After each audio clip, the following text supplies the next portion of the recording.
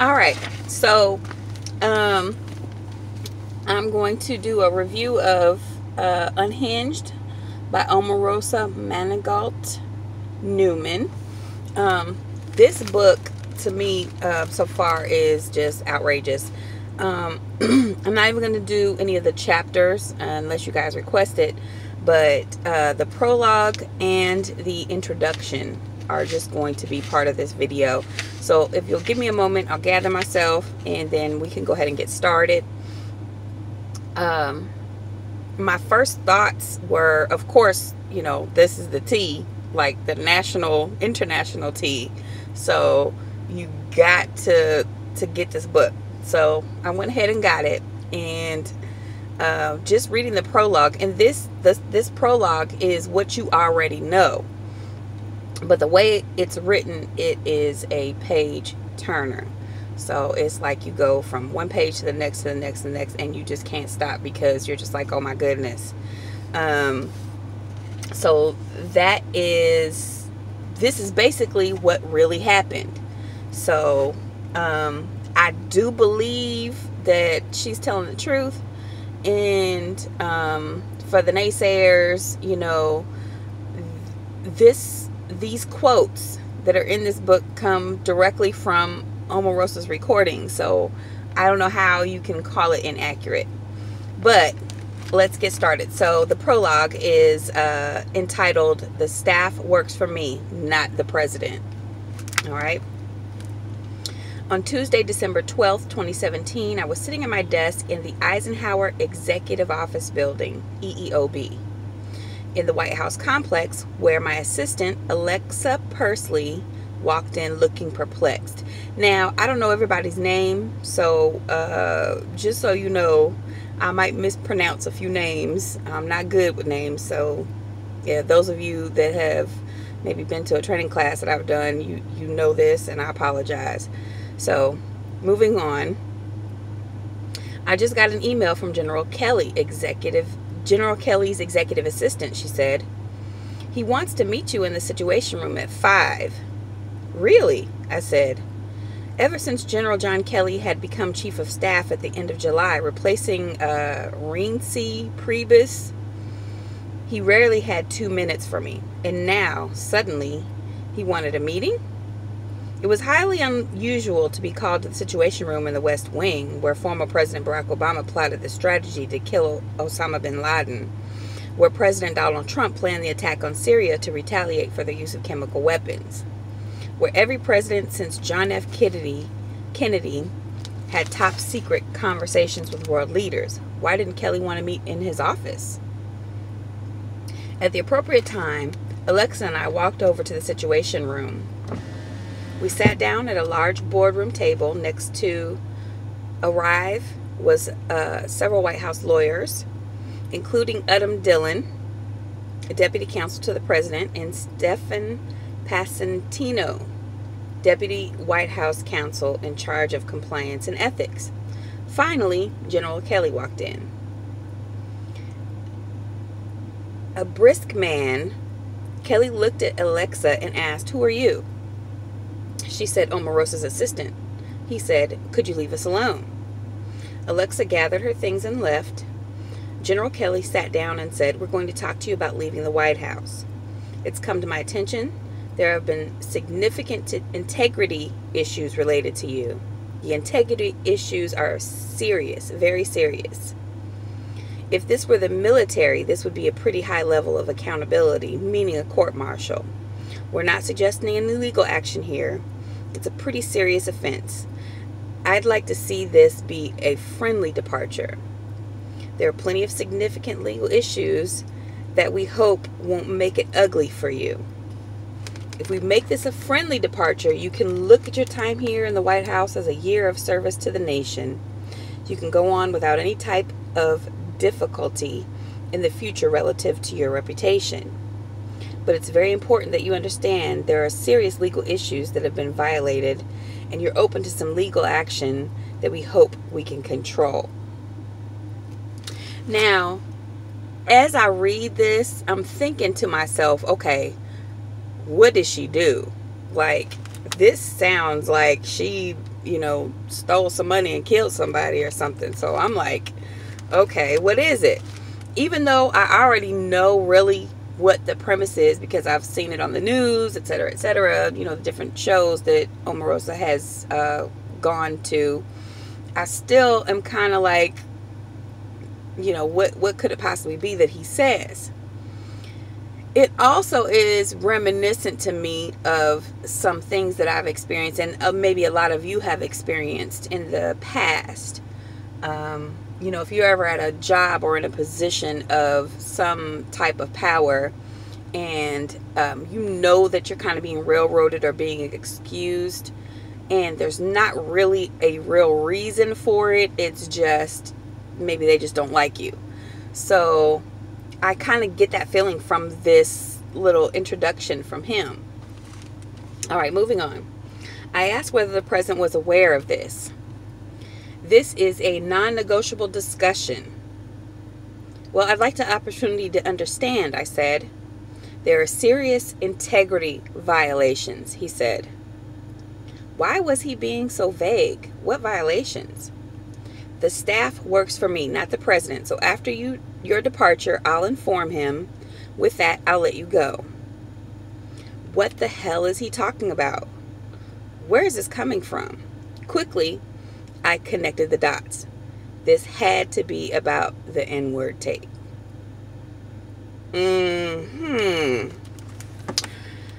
Moving on. The first time I heard about the N-word tape was during the campaign, the day after the infamous Access Hollywood tape came out. A former apprentice producer named Bill Pruitt sent a tantalizing tweet that there are far worse tapes of Donald Trump captured on set in October 2017. Pruitt told NPR the tapes contained unfathomably despicable words about African Americans, Jewish people, all of the above. At that time, Pruitt had reached out to several people in the Trump world, including Lynn Patton, then Eric Trump's longtime personal assistant, who was running HUD's programs in New York and New Jersey, to try to raise awareness about this tape. Jason Miller, the campaign's communications director, had also received a heads-up call that the N-word tape was about to drop. On a four-way conference call with Jason, Lynn, spokesperson Katrina Pearson, and myself, we discussed whether it was possible Trump really had said those things, and if so, how it would be handled. But the tape never came out. I had to assume someone stopped it from happening. We got through the election and hadn't heard a peep about it again until now. Speculation about the N-word tape had become intense again, and I was determined to get to the bottom of it. Excuse me. When I first heard about the possibility of a tape of Trump using the N-word a year ago, I was highly doubtful that it existed. My first thought was to protect the candidate about something false. But in the years since, my mind was turning about a man I'd called a friend for almost 15 years. I'd been loyal to him at this time, but if I had any proof that this tape was real, I would pick up my office and submit my resignation immediately. I had gone one foot out the door since the mishandling of the Unite the Right rally in Charlottesville, Virginia in August of 2017. And in October, there was Trump's insensitive condolence call with the widow of the Army Special Forces soldier killed in Niger, I should say, followed by Trump and Kelly's racially charged attack on Representative Frederica Wilson, who had heard the call and told the press about it. Trump's endorsement of Alabama Senate candidate Roy Moore, a man who'd been accused of sexual misconduct by multiple women, only added insult to injury. The N-word tape would be the last straw for me. With so much speculation, I had to assume that its release was imminent, and I did not want to be sitting at 1600 Pennsylvania Avenue if and when this story broke, with Trump scrambles to defend his uses of that word played repeatedly on every news channel for weeks.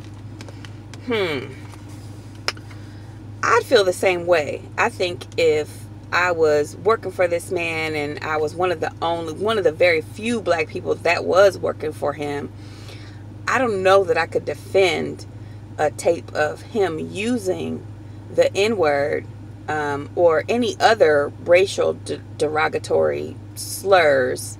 I don't think I could do it. I will. Honestly, I'd have been out the door as soon as he started talking about Mexicans and how they're rapists and all that other stuff. So, but anyway, apparently she wasn't there then. Anyway, moving on.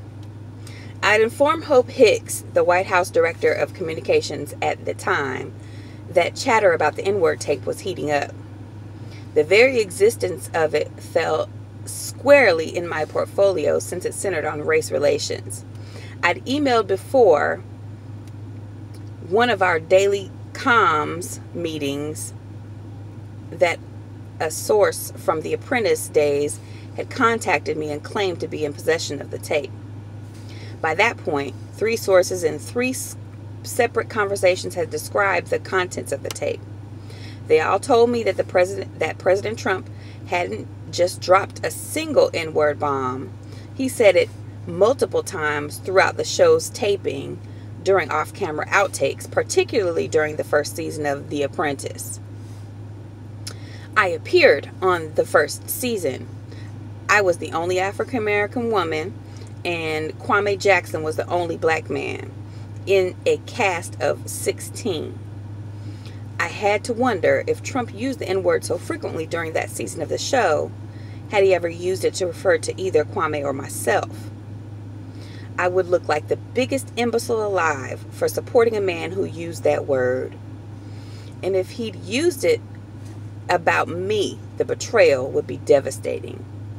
I'd known him since the first day of shooting The Apprentice in September of 2003, and we'd grown close ever since. If he'd spewed that hateful word about me or anyone, I had to know. I need to hear it for myself, I told Hope. What's the plan? She asked. What are you going to do? Ever since that meeting, she'd been eager and asking frequently about my progress on the matter. What I suspect happened, Hope Hicks had told John Kelly that I was this close to getting my hands on that tape. As had been widely reported, Kelly had been dying to get rid of me since the first day. Now he had cause. And I wasn't sure how he'd justify it, but I was sure it all led back to that tape. In the Situation Room, with Kelly now gone, I turned to the lawyers, dying to hear what my significant infractions were. One of them said, "We found out that you abused the car service." The car service? As a commissioned officer, I had the use of the car service for official business. Additionally, I lived in Penn Quarter, which was a 10 to 15 minute walk from my office. I mostly Ubered or walked back and forth between home and work nearly every day. And I had the daily Uber and Fitbit logs to prove it. Uh-oh. We understand that you took the car service to a Washington Nationals game for personal use, said one of the lawyers, looking smug like I was busted. What was the date of that? June 15th, he said. I checked my calendar. That was the congressional baseball game. That was certainly official business. The game was an annual charity event of particular importance that year because House Majority Whip Steve Scalise and 3 others had been shot by a deranged man at a practice the day before, and we wanted to come out in force in honor of him and to show unity between the parties. Half the White House had taken government cars there.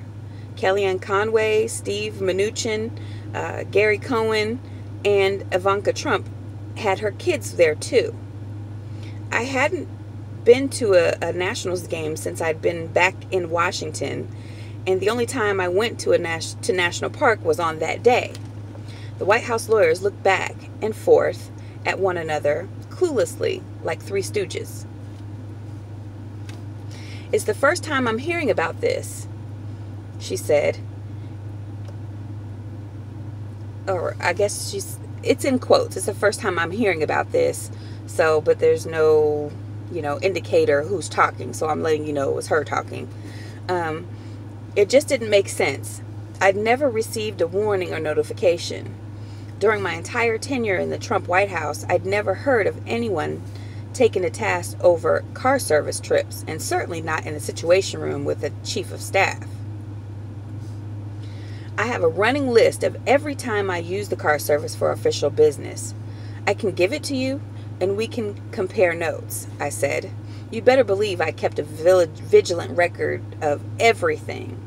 As the only African-American senior staffer, I crossed every T and dotted every I.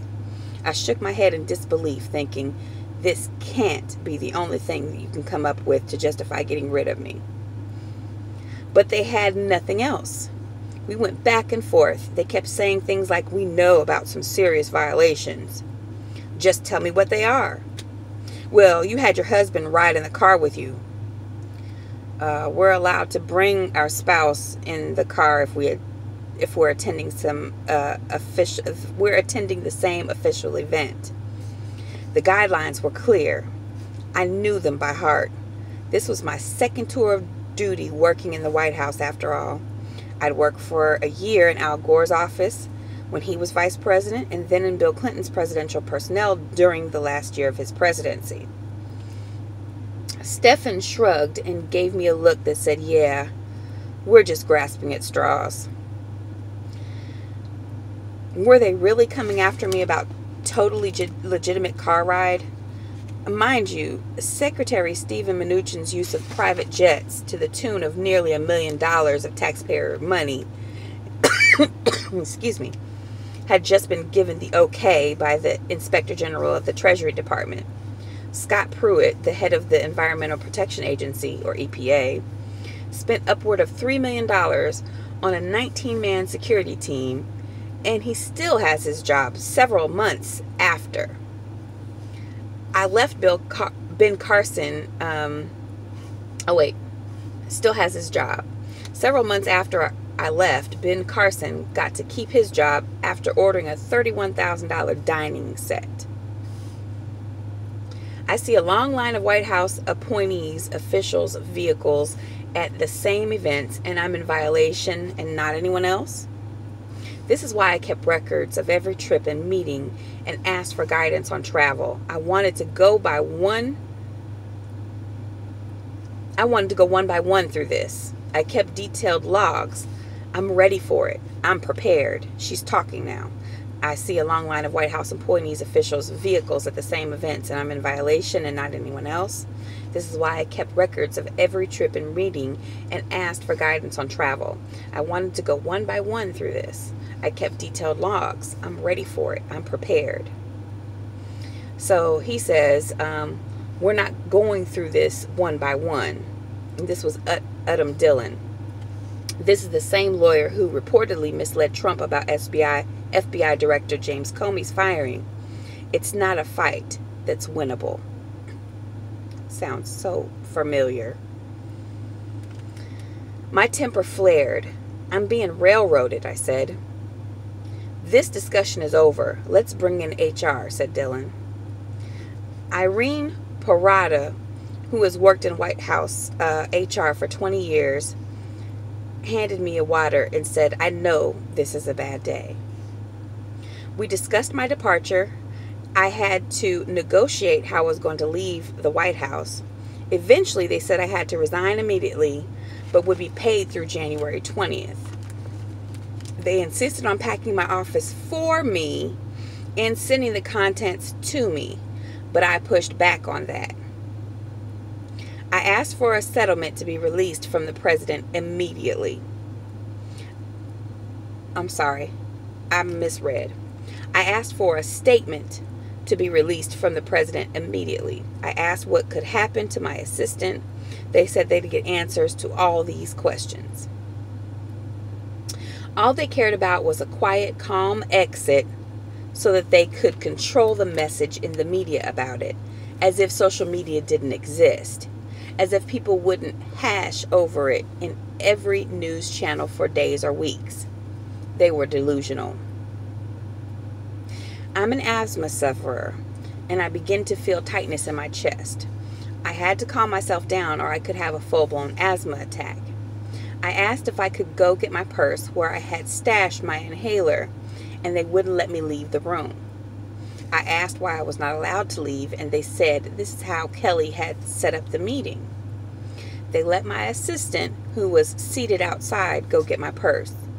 My asthma is triggered by stressful situations, and this was definitely one.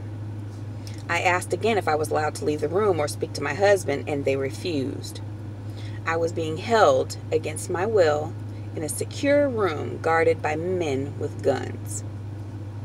Irene told me that she'd never been in a situation room in her entire career in HR at the White House, and certainly never to facilitate a separation.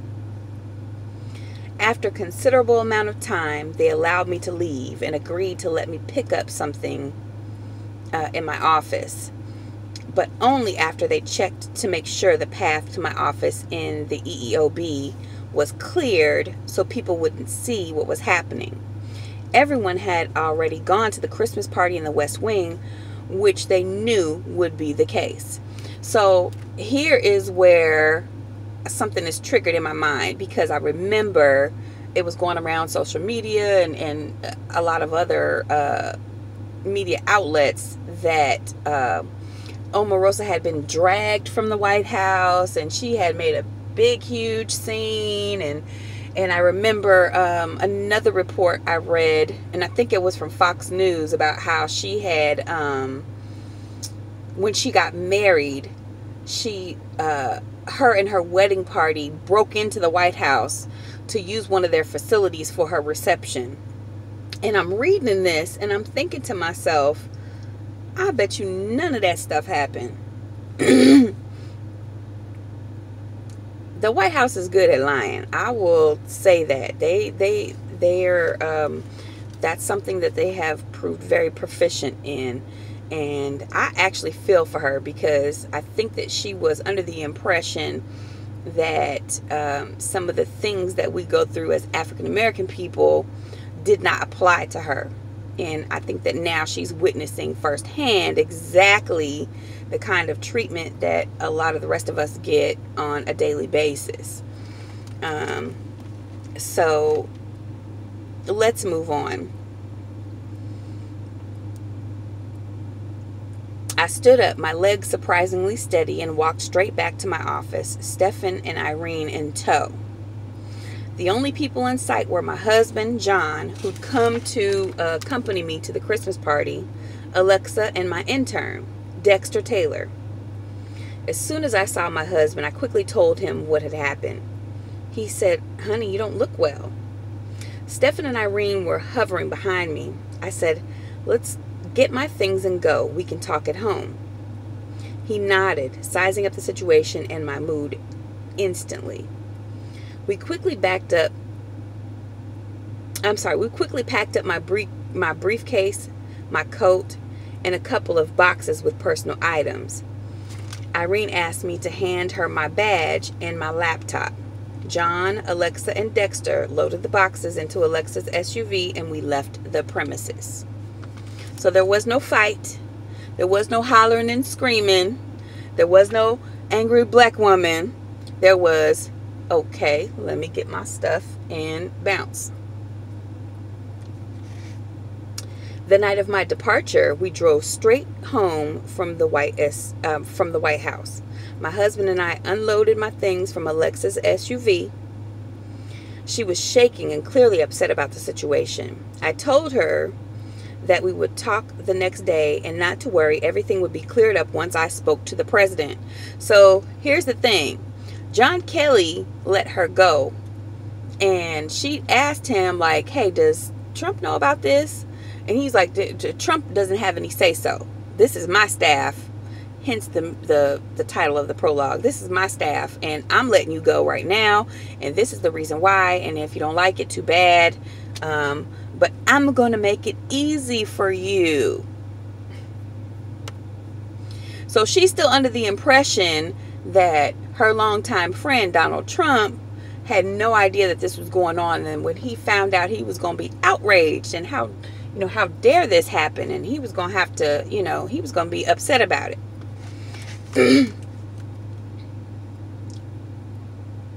John asked me if he should cancel our dinner plans for that evening. This is her husband.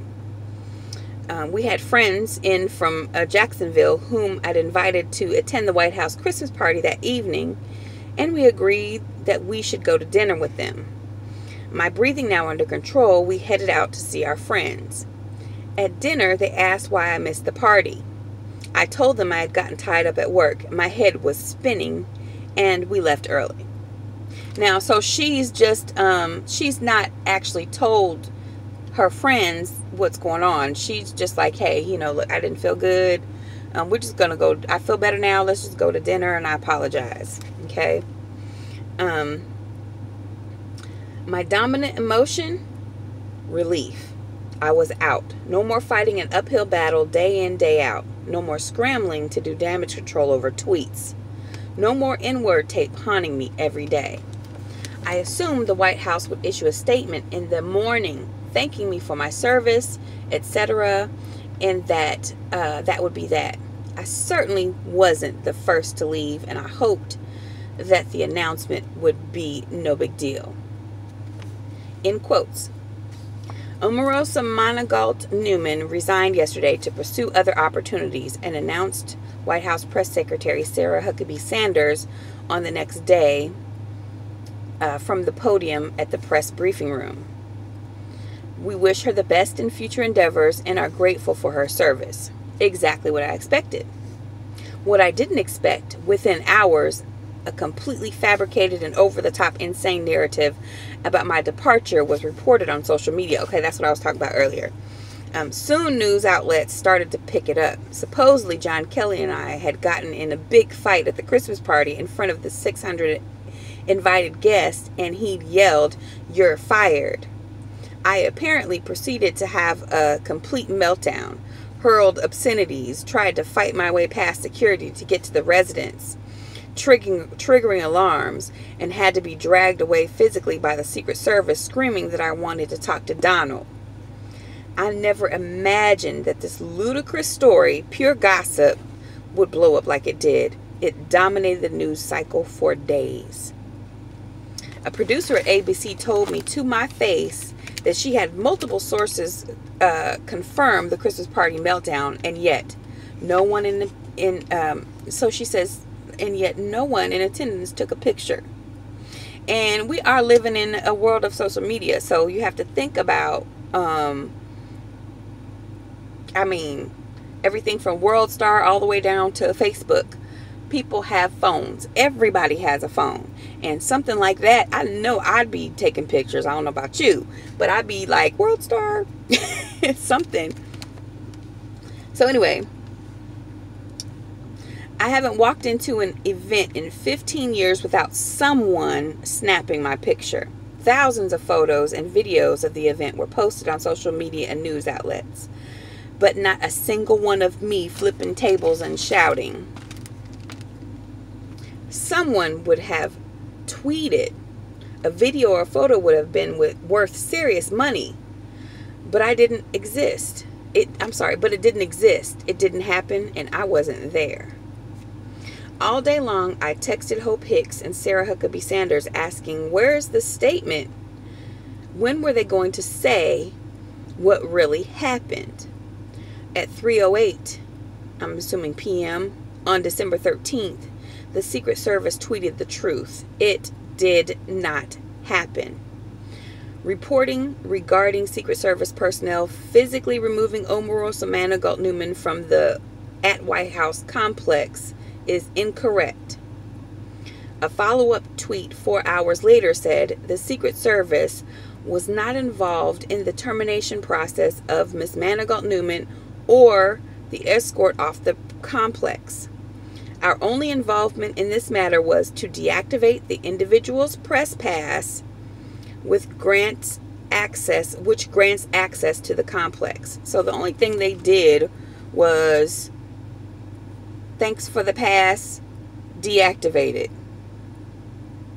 Even if you got fired or quit from any other job, any job where you have exclusive access with a pass, they're the ones that would deactivate it and make sure that your personnel information was listed as no longer having access. And they did their job, and that was it. And that's what they're saying that they did.